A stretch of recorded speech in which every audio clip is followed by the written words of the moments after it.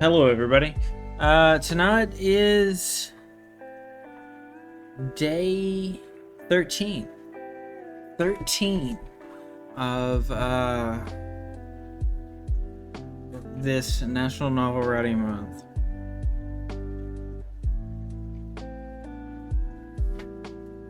And this one's gonna be maybe a struggle because I don't know where I'm going with this, but we'll figure it out. As always, talk to me if you want to. I will respond as best as I possibly can,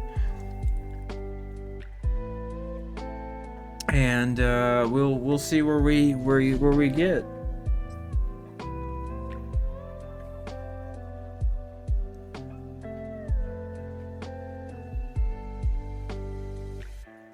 We'll see where we get. Let me make sure that Madison knows.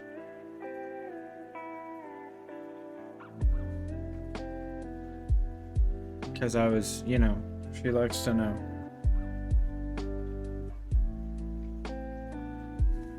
Okay. I think we're gonna go back to crew and see how they're doing.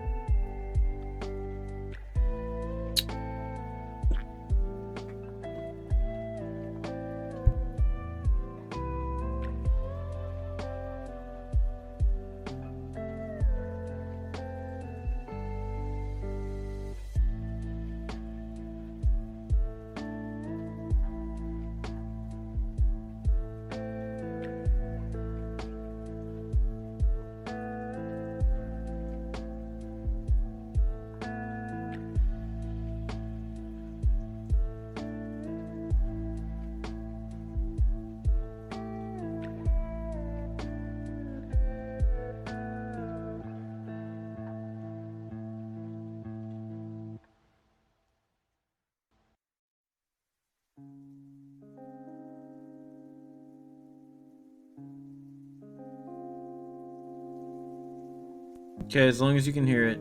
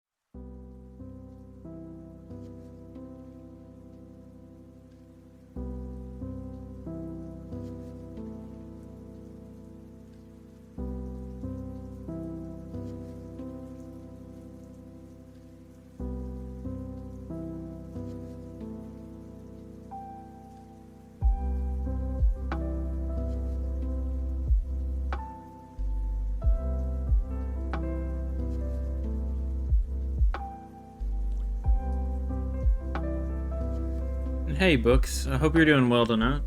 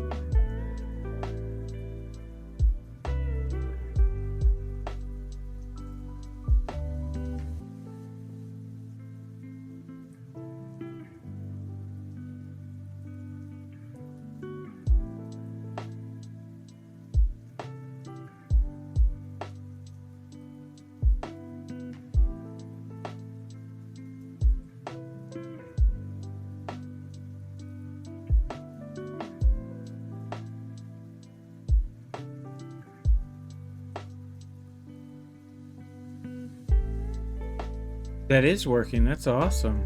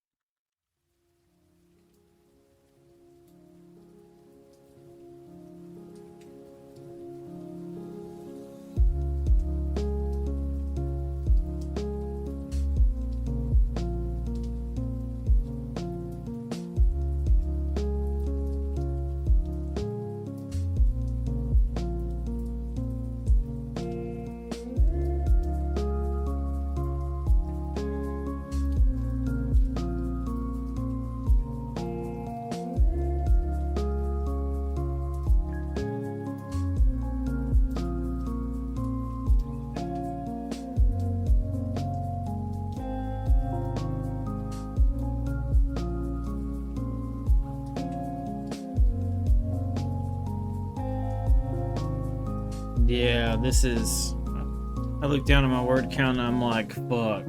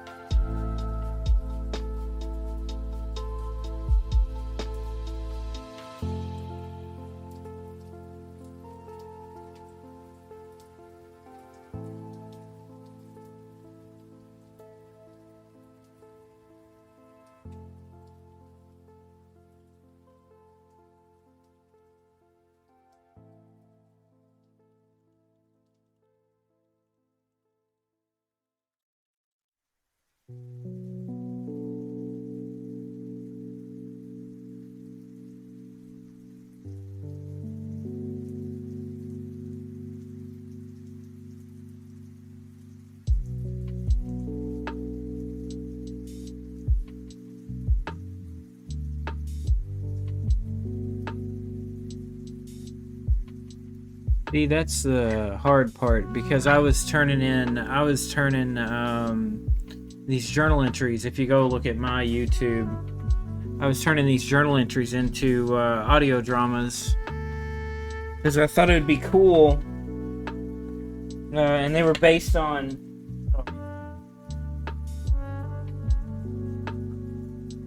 They were based on a D&D campaign, and just got so far behind and so overwhelmed that I didn't actually finish. And that really sucked because I think I had some good steam going. I just couldn't do it. I need to go back to it, actually.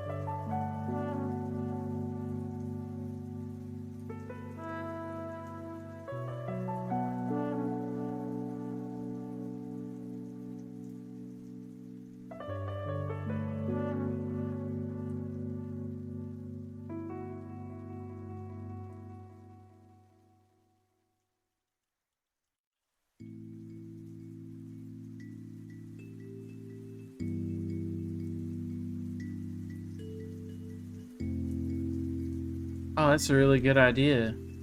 Never thought about doing it like that at all. Seems like yeah, probably better to do it that way.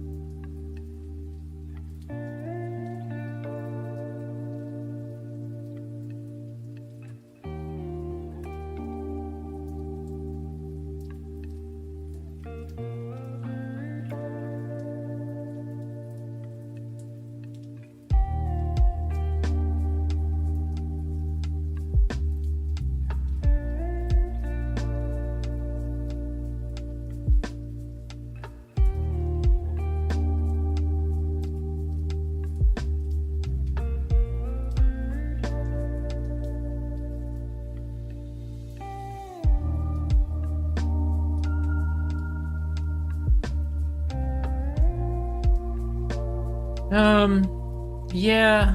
I think this chapter isn't earned yet. It's really feel good.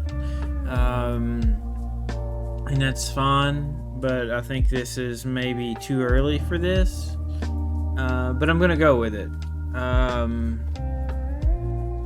And see where it takes me.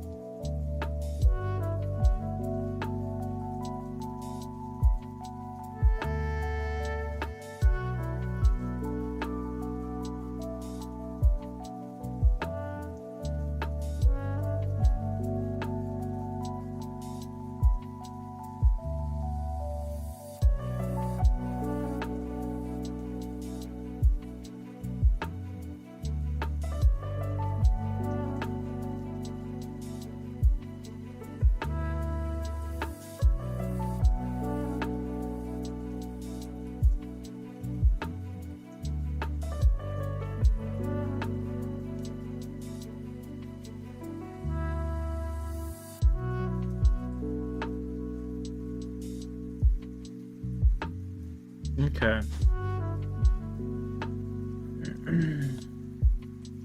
I think that's where we're gonna stop for tonight. Let me do, let's Control A, Control C. Go down to the bottom here. Control V. Alright. Okay. Go ahead. So ahead and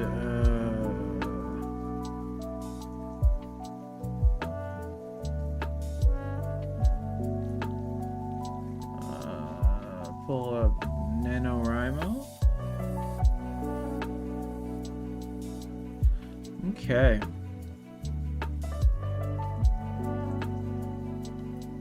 We are at, we did 2025 today.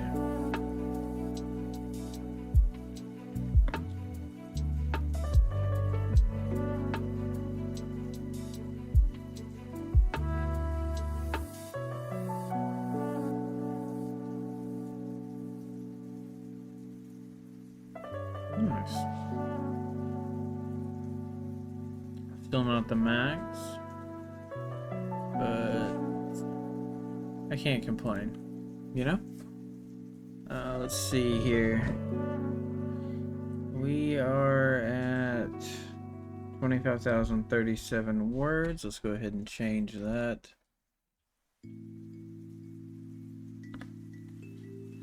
25,000. What should I say?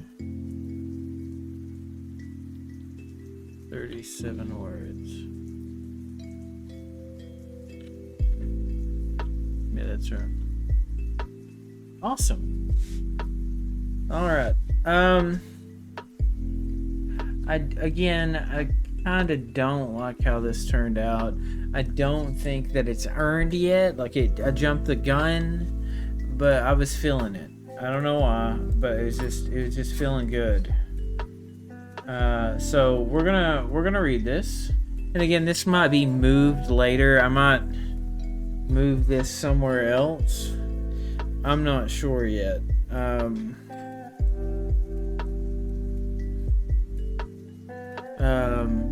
But I'm gonna keep it probably, but we'll see. All right. Go ahead and read this now, and let's get that out of the way, and then I'll kick you guys off here, and you guys can go have a night, and I am too. Get up to the top. All right. Probably gonna change the title name. Let's get this ad out of the way.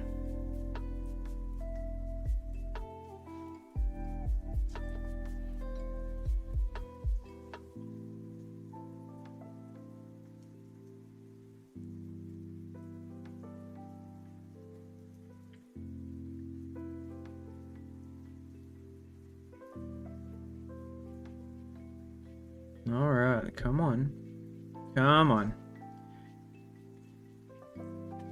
Okay, welcome back. Ad was in your way. Sorry about that. Okay. Go ahead and read this. Chapter 13, Bill of Sale. Astrid had told her story from the moment she set foot on the Valmont until she had met Giles. Though she was sure she wasn't supposed to tell him everything, she knew that if they were going to get out of this, she had to make it imperative that the crystal shouldn't fall into the wrong hands. It's a shard, not a crystal. No one knew exactly what it was, but all of those who had felt its effect believed that a single fact to be true. Giles hadn't changed his sitting position, nor had he finished the cigarillo that was burning slowly in his hands. His thumbs ran over the butt of his pistols as he nodded at the right points in the story and shook his head when she expected anyone else to interject with a claim that it was unbelievable. Instead, he took in the whole story, and sat there for a few more minutes in silence of the black ocean. Well, Forge finally said, "Are you calling in the GC?" "I ain't decided yet." Giles smashed the smoke on top of the engine. "Mining's pretty good." But it isn't worth anything if you and everyone else is dead, Alden said. How do you even know that everyone else is gonna die? Minsk asked. It's bad, but it doesn't have to be that bad. It's bad, Alindra nodded. Alden might have felt it, but I saw what Astrid saw. I didn't feel a thing. Giles started to walk toward Astrid, but Alindra stepped in front of her, holding out her hands. Don't get any closer, Alindra said. I'd like for all of us to stay alive. It's on here right now, Giles nodded. Just as I thought. Look at you, Forge sniffed. A real detective and all. Good at reading people is all, Giles replied. I do have it, Astrid said, but it needs to be translated on something high-tech. Or something that's so old it's better than anything we could make. Giles rubbed at his white beard. What do you mean? Alindra asked. That doesn't make sense. My people call it Koyo Takchi. Alden shook his head. Not those myths, Forge sniffed. That's nonsense. It's not, Giles shook his head. Their technology is all around us. Are you talking about the pillars of the universe? Astrid asked. That's exactly what I'm saying. Giles smiled and took a step back. Alindra relaxed. What's that got to do with anything? Forge shook his head. It's got to do with everything, Minsk whispered. That's where the start of everything happened. The throne of the universe, Alden mumbled. So it is real. Theoretically, Giles nodded. Or so I've heard. How has a bounty hunter heard of anything like that? Alindra scoffed. Every bounty I took, Giles replied. Talked a lot more than they should have in hopes of winning some kind of leniency. In the end, it didn't matter what they said or did. I'd always turn them in. But I remembered what they said. If that's the case, Minsk said, then the lost recipes are real. You didn't just say lost recipes. Alindra turned to Minsk. You said you wouldn't do this hero shit anymore. No, Minsk said, but we're talking about the greatest recipes known in the entire verse. I think you've all done and lost your marbles, Forge said. Let's get this thing scanned by a professional before you do anything else. I never said I was on your side. Giles started walking away from them, because getting a whole planet for retirement is almost too good. Why do we even need this guy? Astrid frowned. It's not like he's the only person that can shoot guns in the entire universe. No, Alindra shook her head, but he's the best that's ever gonna be. Thanks. Giles tipped his hat to Alindra, who rolled her eyes. And his crew, Alden said, if he admits it or not. Then make up your fucking mind, Astrid growled. I'm tired of this. Everyone looked at her, most of them with surprise. Giles turned around and smiled at her, showing his sharp canines. In his orange eyes, she could see the glimmer of triumph. She realized he had been testing her, playing a charade to see what she would do. Charade. And somehow she had passed. Then it's done, Giles replied. The Black Ocean is now owned by extortion as a whole. I'll decide what happens to it. You get your things off and we'll go together to the library and see what they got to say about the shard. Then I'll make my final decision in 2 days. 2 days is a long time, Alden stood up, putting the butt of his spear on the ground. What are you even going to do out there in space but waste gas? Giles smiled, and get tired of each other. We only got tired of you. Forge shook his head. Giles laughed and tipped his hat at all of them and walked out the door to leave. Be seeing you at the library's place. Astrid watched as everyone physically relaxed. That went well. Well, that went well, Forge said. Well, he didn't shoot you, Alindra nodded. Well, not yet. Alden shook his head and looking around the ship's loading dock. Astrid stared at Alden as he looked at the door that Giles had just exited. There was something else between them that she was missing, maybe even the whole crew. But the interaction was something of a precursor to something later. Alden had said he believed in fate above all, even gods. And right then, seeing those two interact told her that they were tied together. Though she wasn't sure when and where, she did think that maybe someday Giles would shoot Alden again. She just hoped it was as harmless as the first seemed. The cleanout lasted an hour. There was a lot of trash that they started throwing out around in the loading dock. The Black Ocean was going to be used for something else, and they didn't need to be respectful. She was not their ship anymore. After using a few hover carts, and they found that there were a lot of parts that they could use to repair the Valmont. Astrid set up her new decks in her room. She mounted the different keyboards on the wall and hung the pack that would store them all neatly on her if she needed them. After that, they sat around the table that had been cleaned. Minsk cooked them up skewers of meat laid out on a bed of greens. Small tomatoes were sliced and put to the side. Everything was covered in a thin white sauce that carried a strong flavor that enhanced both the meat and the leaves. Everyone sat at the table sharing their stories and drinks. Astrid found herself laughing more and more as the dinner went on. Valmont had been on more than a few adventures before the one that involved her. She could see all of them looking at one another knowingly as they told the stories, and she wished that she could feel that camaraderie herself. Maybe, she thought, someday she could. "So you're not gonna call it quits?" Alindra looked over to Minsk as he chewed at his piece of meat. "Nah," he shook his head. "If this is true, then I want to see if I can find those recipes."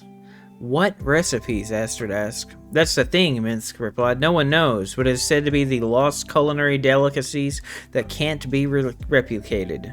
"That seems ridiculous," Alindra said, picking at her teeth. "I agree," Astrid said. "If it is," Minsk held out his hands, "then it is." "But if it isn't," Alden shook his head, "we're opening a restaurant and we'll never have to do anything outrageous again." "Sounds like a deal," Minsk nodded, "and all of you can start by cleaning dishes." "I'll pass," all of them said in tandem. "Fuck you all," Minsk's brows knitted together. "Sorry, my boy," Forge patted his back. "You ain't about to have a queen do it for you." "I'd wash your dishes," Astrid chuckled, "if it meant I wouldn't have to go back to "But you don't have to go back to Alden said. "Those people," Astrid started to say, but stopped, and then took a long drink of whatever they had been pouring. It had made her good and drunk. "Aren't your people," Alindra said. "They don't know you." "No one is to know me," Astrid said. "That's not true," Forge smiled. "We'd like to get to know you," Minsk smiled. They all looked to Alden, who was pouring another drink in his cup. He handed it around while the others did the same. And then everyone put their hand over their cups after they poured them. Astrid followed along and waited until the cups were full and covered. She noticed that there was a bowl on the floor with tape over the name. Alden poured some in it as well. "Winston," he asked. "I am here, Alden," the voice replied. "The crew of the Valmont has decided that we should accept Astrid Nova as one of their own." He looked around the table and smiled. "Do you agree, Winston?" "I do," the voice said. "Then it is settled." He held his mug aloft, and they did the same. "Fated with us." They all shouted the same, and everyone at the table swallowed down the drinks. Though it was nothing but a string of words, to Astrid it was a lot. She could feel the tears sting her eyes as they took turns welcoming her aboard, patting her back, handing her a small silver coin with their initials etched into it. After they drank a few more hours, Alindra slammed her mug onto the table and shouted that it was time. Things were getting blurry, and Astrid knew that she was almost at her limit, so she was thankful that Alindra had decided that they had finished drinking. "We got to go get our marks," Alindra slurred. "Tonight." "She's part of the crew," Alden nodded. "Gotta be part of the crew." She could see all of them smiling and looking at her, and she realized what they had meant. A small amount of dread shot through her, and she stood up, but Alindra took her hand gently, and her heart seemed to stop beating in her temples. "It doesn't hurt too bad," Alindra whispered. "Says the Orcish warrior woman," Minsk frowned. "Fucking fated," Astrid slurred. "Let's go." The crew cheered, gathered their things, and left the Valmont to find their favorite tattoo artist on extortion. Granted, they would be waking him up, plying him with drinks, money, and harmless threats, but Astrid would get her ink like the rest of them. The ship grew quiet and empty. Winston shifted through all the information that he'd been gathering on them in the past couple of days and processed it. The bowl on the floor with the tape covered over it he scanned with numerous types of scans. Though he was supposed to be artificial intelligence void of emotion, when he read the name on the outside of the bowl, there was a noise that sounded through the speakers that would have been shocked and sorrowful. Winston had been written in Alindra's hand. "That was for me," he said. As most stories would go, being lied to, having their memory cut out, and being left to guard the ship would have upset any other artificial intelligence. Winston had heard them all talk about him in third person, of the things they had loved about him, about how he had been a good boy. He realized that they were talking about him, that they loved him enough to risk damnation from the Galactic Coalition, Patrick Johnson, to keep him alive. Though he wasn't sure how, he knew that someday he was going to make sure that he showed them the amount of gratitude he felt for them in that moment.